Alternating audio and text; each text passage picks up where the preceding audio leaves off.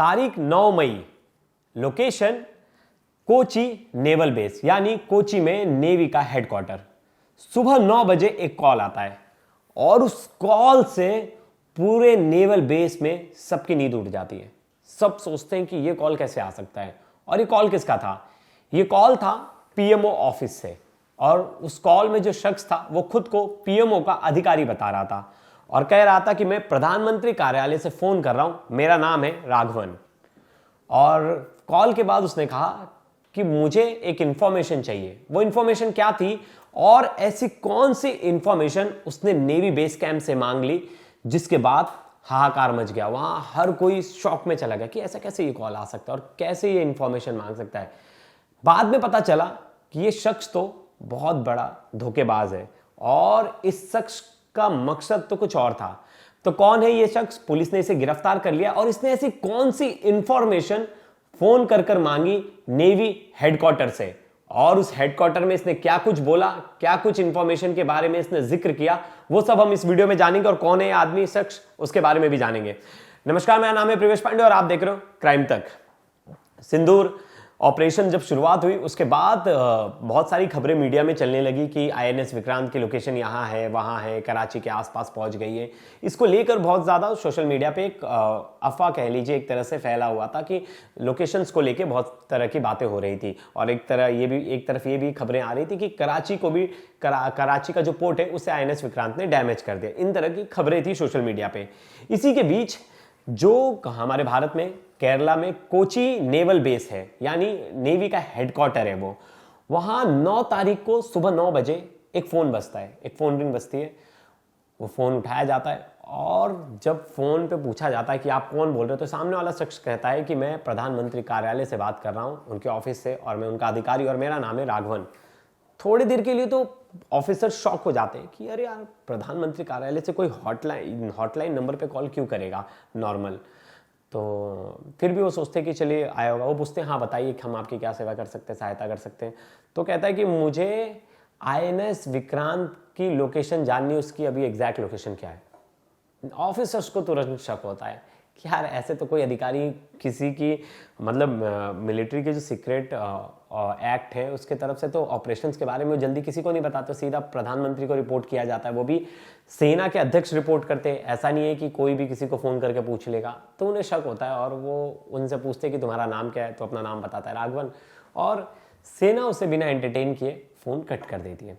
Phone cut करने के बाद नौसेना के जवान तुरंत वहाँ के जो हार्बर पुलिस है उनको कांटेक्ट करती है। उन्हें फ़ोन कर बताया जाती है कि ऐसा एक संदिग्ध है, खुद को पीएमओ ऑफिस का अधिकारी बता रहा है और वो फ़ोन करके ऐसी ऐसी जानकारी मांग रहा है जो कि हम तो दे नहीं सकते, और ये सुरक्षा लिहाजे से बहुत ही इंपॉर्टेंट है। आज इसने यहाँ कॉल किया, कल पता ये कहाँ भी कॉल कर दे, और खुद को पीएमओ का अधिकारी बता के कोई भी इंफॉर्मेशन पता चला उसने दुश्मन देश को लीक कर दी, तो फिर तो गड़बड़ हो जाएगी। तो तुरंत पुलिस एक्टिव हो जाती है। पुलिस इस कॉल को बड़ा सीरियसली लेती है और पुलिस इसके बारे में ढूंढने निकल जाती है। इसके नंबर को ट्रेस किया जाता है, तो इसका नंबर पाया जाता है आसपास के इलाके का, कोची का ही। और जब इस आदमी के बारे में पता चलता है तो इस बड़ा ही शॉक हो जाते हैं सब। ये आदमी, इस शख्स का नाम है मुजीब रहमान।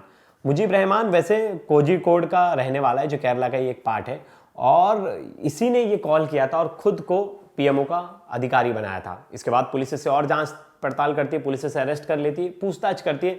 तो पूछताछ में इसके घर वाले वो कहते हैं कि ये वैसे तो मेंटली अनफिट है और इसका इलाज चल रहा है, लेकिन अभी तक ये पुष्टि नहीं हुई है। और उसके बाद इसके साथ आईबी के इंटेलिजेंस विभाग के लोग इससे पूछताछ करते हैं, नेवी के भी ऑफिसर्स इसके साथ पूछताछ करते हैं, वहीं पुलिस ऑफिसर्स पूछताछ कर रहे हैं, और अभी भी पूछताछ चल रही है। क्योंकि देखिए केरला का बहुत बार नाम आ चुका है, क्योंकि केरला में भी बहुत बार ऐसी एक्टिविटीज़ हुई हैं जहाँ से ऐसे आतंकी बहुत सारे पकड़ाए हैं। तो केरला भी बड़ा हॉटलाइन एरिया है, और उस ऐसी जगह और ऐसे टाइम पे जब सिंधु ऑपरेशन चल रहा है, जब इतना सारा चीज़ चल रहा है, जब पूरा युद्ध वाला माहौल था, उसमें आईएनएस विक्रांत की एग्जैक्ट लोकेशन मांगना कहीं ना कहीं बहुत ही शॉकिंग थी।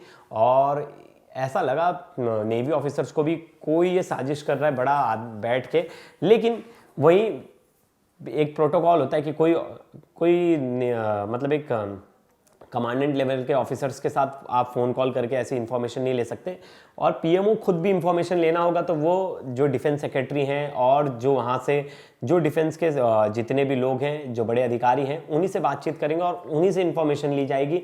वही एकमात्र सोर्स होंगे इन्फॉर्मेशन देने के लिए, और कोई भी ऐसा अधिकारी लायबल नहीं है जो डायरेक्ट पीएमओ को इन्फॉर्मेशन दे, जो कि उनके गाइडलाइंस में लिखा गया है। इस बात से उन्हें शक था और कहीं ना कहीं पुलिस ने टाइम रहते पकड़ लिया। क्या पता है किसी और जगह फ़ोन करता, किसी नेवी आर्मी हेडक्वार्टर फ़ोन कर देता, कहीं भी फ़ोन कर देता, बाई चांस कोई ये किसी ऐसे हॉटलाइन नंबर पे फ़ोन कर देता, पता चला वो नॉर्मल नंबर है, किसी छोटे ऑफिसर का नंबर है, मतलब छोटे ऑफिसर का इनमें मतलब किसी निचले अधिकारी का नंबर है जो गार्ड वार्ड इन तरह के जैसे सिक्योरिटी गार्ड्स होते हैं उनका नंबर है, और उन्हें फ़ोन कर देता, कुछ इन्फॉर्मेशन ही ले लेता, कितने ट्रक्स गए बाहर, अभी कितने ट्रक्स आ रहे हैं, इस तरह की इन्फॉर्मेशन ले लेता तो बड़ी दिक्कत हो जाती है। और वो इन्फॉर्मेशन क्या पता वो आगे पास ऑन कर देता।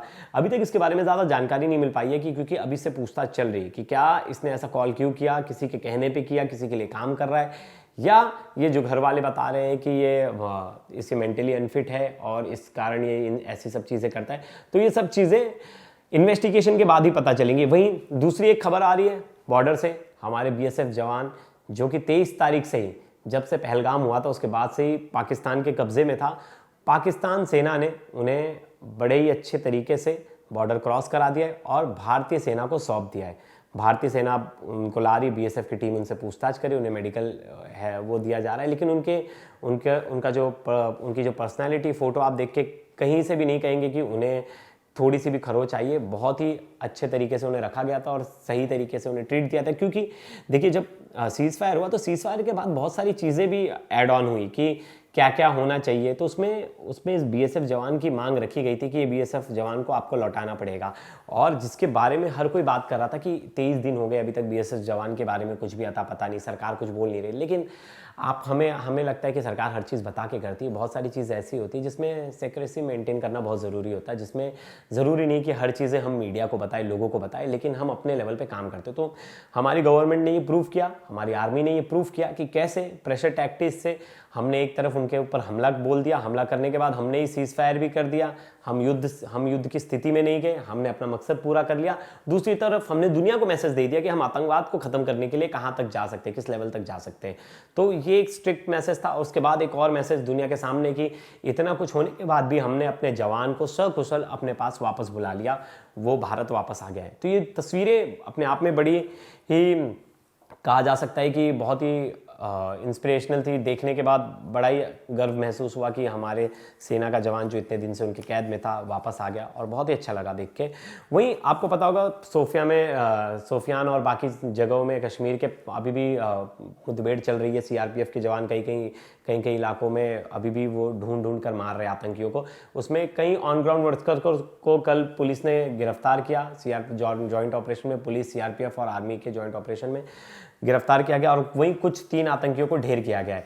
तो ऑपरेशंस रेगुलर चल रहे हैं, क्योंकि ऑपरेशन सिंदूर अभी तक खत्म नहीं हुआ है, और ऑपरेशन सिंदूर तब तक नहीं खत्म होगा जब तक वो आखिरी आतंकी जो पहलगाम और पुलवामा और बहुत सारे जो अटैक हुए हैं भारत में उनमें शामिल था और कहीं भी छुपा होगा तो उसे एजेंसी ढूंढ कर मारेगी, हमारी आर्मी ढूंढ कर मारेगी और चुन कर मारेगी। तो दोस्तों ये वीडियो कैसी लगी जरूर बताइएगा। धन्यवाद।